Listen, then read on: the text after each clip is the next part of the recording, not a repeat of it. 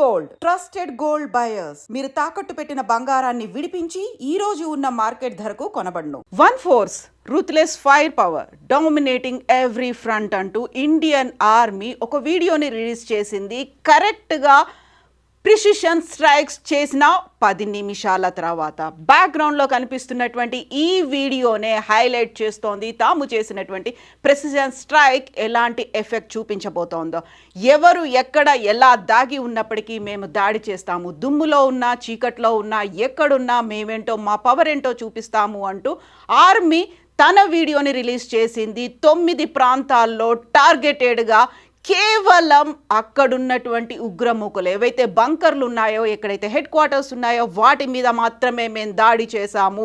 అక్కడున్నటువంటి సివిలియన్స్ కావచ్చు, లేకుంటే అక్కడున్నటువంటి ఇతర ప్రాంతాల్లో ఉన్నటువంటి స్థానికులకు ఎవరికి కూడా ఎలాంటి నష్టం కలిగించకుండా కేవలం 9 ప్రాంతాలకి సంబంధించి ఆల్రెడీ ఇక్కడ మనం వీడియోలో చూస్తున్నట్టుగా అర్ధరాత్రి జరిగిన ఈ ఇష్యూ తర్వాత, ప్రెసిషన్ స్ట్రైక్ తర్వాత మొదటగా పుల్వామాలో జరిగినటువంటి దాడికి సర్జికల్ స్ట్రైక్ అని నామకరణం చేసుకున్నటువంటి ఇండియన్ ఆర్మీ ఆ తర్వాత పహల్గామ్ దాడి తర్వాత భారత సైన్యానికి పూర్తి స్వేచ్ఛనిచ్చాము అంటూ క్యాబినెట్ అనౌన్స్మెంట్ చేసింది. తర్వాత ఇప్పుడు ప్రెసిషన్ స్ట్రైక్ చేశాము కేవలం ఉగ్ర మూకలు ఎక్కడైతే ఉన్నాయో వాటి మీదే అనేది. ఇందులో లష్కరే తైబాకు చెందినటువంటి హెడ్ క్వార్టర్స్ మీద దాడి జరిగింది. ఈ దాడి తర్వాత Indian army chief Manoj Naravane చేసినటువంటి కామెంట్లు అతి కీలకంగా మారుతున్నాయి.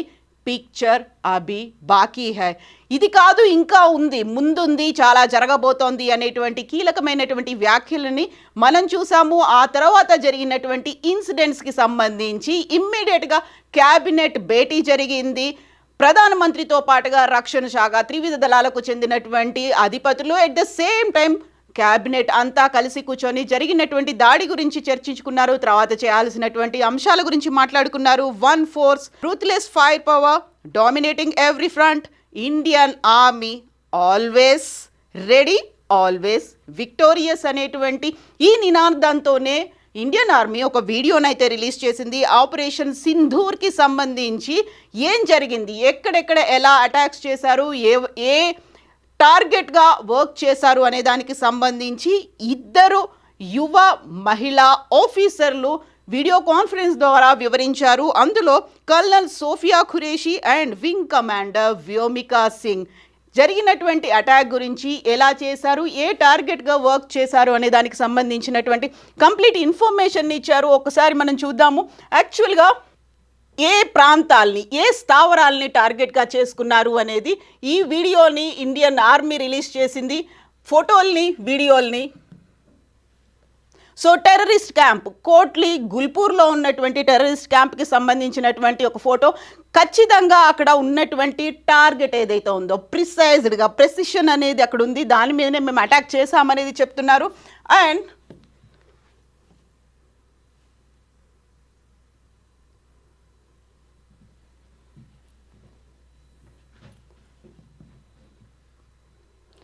టెర్రరిస్ట్ క్యాంప్ డెస్ట్రాయిడ్, కోట్లీ గుల్పూర్లో ఉన్నటువంటి టెర్రరిస్ట్ క్యాంప్స్ మీద ఎలా దాడి చేశారు, ఎక్కడ టార్గెట్ అనేది ఉంది, ఆ టార్గెట్కి సంబంధించినటువంటి ఫోటోలని, వీడియోలని 2 మహిళా అధికారులు రిలీజ్ చేశారు. బిలాల్లో ఉన్నటువంటి ఇంకొక టెర్రరిస్ట్ క్యాంప్ ఇది, దీన్ని కూడా మేము డెస్ట్రాయ్ చేశాము అనే దాంతోపాటుగా అతి కీలకమైనటువంటి ఇంతకుముందు మనం చెప్పుకున్నటువంటి 2 మహిళా ఆఫీసర్లు సోఫియా తను, ఆ తర్వాత వ్యోమికా సింగ్, ఈ 2 వివరాల్ని అందించారు. మనం ఒకసారి పహల్గామ్ సంఘటనకి సంబంధించి చూసుకున్నట్టయితే ఓవరాల్గా అక్కడ మగవాళ్ళని చంపారు, ఆడవాళ్ళు వదిలేసినప్పటికీ కూడా సింధూర్కి సంబంధించి పేరు పెట్టడం కూడా అక్కడ ఉన్నటువంటి మహిళలు, అక్కడ ప్రాణాలు కోల్పోయినటువంటి భర్తలకి గుర్తుగా తమ సింధూరాన్ని కోల్పోయారు, అందువల్లే దాన్ని పెట్టామని చెప్తున్నారు. దానికి సంబంధించి ఇప్పుడు నేవీ చీఫ్ మనోజ్ నరవనే చెప్పినట్టుగా పిక్చర్ అభి బాకీ హై, దానికి కూడా ఎంచుకున్నది మహిళల్ని మాత్రమే ఎంచుకున్నారు, మహిళా అధికారుల్ని ఎంచుకున్నారు. సో ఇక్కడ మనకు అతి కీలకమైనటువంటి ఇంకొక వీడియో కనిపిస్తోంది. వాళ్ళు రిలీజ్ చేసినటువంటి క్యాంపుల్లో ఏవేవి డెస్ట్రాయ్ అయ్యాయి అనేది. అర్ధరాత్రి జరిగినటువంటి అటాక్స్, ఎక్కడ అటాక్ చేశారు, దేని మీద దాడులు జరిగాయి, అవి ఎన్ని కిలోమీటర్ల దూరంలో ఉన్నాయి, లాహోర్తో పాటుగా బిలావర్పూర్, వీటన్నిటికీ సంబంధించినటువంటి ఇన్ఫర్మేషన్ని, కోట్లీ గుల్పూర్లో ఏం జరిగింది, అది ఎంత దూరంలో ఉంది, జనావాసాలకు ఎంత దూరంలో ఉంది, అక్కడ ఎంతమంది ఉన్నారు, ఎలాంటి క్యాంపులు ఉన్నాయి, వీటన్నిటికీ సంబంధించినటువంటి ఇన్ఫర్మేషన్ని ఈ ఇద్దరు యువ అధికారులు వినిపించారు. కల్నల్తో పాటుగా wing commander colonel Sofiya, wing commander Vyomika release చేసినటువంటి వీడియో ఇది. దీంతో పాటుగా యూజువల్గానే ఇప్పుడు మనకు ఒక డౌట్ వస్తోంది, ఆపరేషన్ సింధూర్ అనేది ఎందుకు పెట్టారు అని. ఆపరేషన్ సింధూర్కి సంబంధించి అర్ధరాత్రి 1:30 తర్వాత జరిగితే 1:44కి ఆపరేషన్ సింధూర్కి సంబంధించి ఇండియన్ ఆర్మీ ఒక ఫోటో రిలీజ్ చేసింది, జస్టిస్ ఈ సర్వ్ జై హింద్ అనేది. సో ఇది చాలా కీలకంగా కనిపిస్తోంది. ఆపరేషన్ సింధూర్లో ఎందుకు పెట్టుకున్నారు అనేది. సింధూరం అనగానే మనకు భారతీయ మహిళలకు సంబంధించి, వివాహితలకు సంబంధించి కనిపిస్తోంది. అండ్ అక్కడ చాలామంది భర్తల్ని కోల్పోయారు, 28 మంది భర్తల్ని కోల్పోయారు. దానికి గుర్తుగా సింధూరం అని పెట్టుకున్నారు. దీంతో పాటుగా కశ్మీరాన్ని భారతదేశానికి సంబంధించి ఒక హెడ్ భాగంగా చూస్తుంటారు. అండ్ సోషల్ మీడియాలో విపరీతంగా ట్రెండ్ అవుతున్నటువంటి ఫోటో భరతమాతకి సింధూరాన్ని అద్దినట్టుగా ఉంది అనేది. దీంతో పాటుగానే సింధూరం అనేది ఒక కశ్మీర్లో ఉన్నటువంటి కుంకుమ పువ్వుకి గుర్తుగా కూడా చెప్తుంటారు కాబట్టి సో సింధూరాన్ని అందులో పెట్టినట్టుగా. అండ్ ఇప్పుడు ఉన్నటువంటి ఈ ఫోటోని పట్టి చూస్తే ఏ టెర్రరిస్ట్ క్యాంపులు ఉన్నాయి, ఎక్కడెక్కడ అటాక్ చేశారు. మనం ఇంతకుముందు చెప్పుకున్నాము 9 ప్రాంతాల్లో అటాక్ అనేది జరిగింది.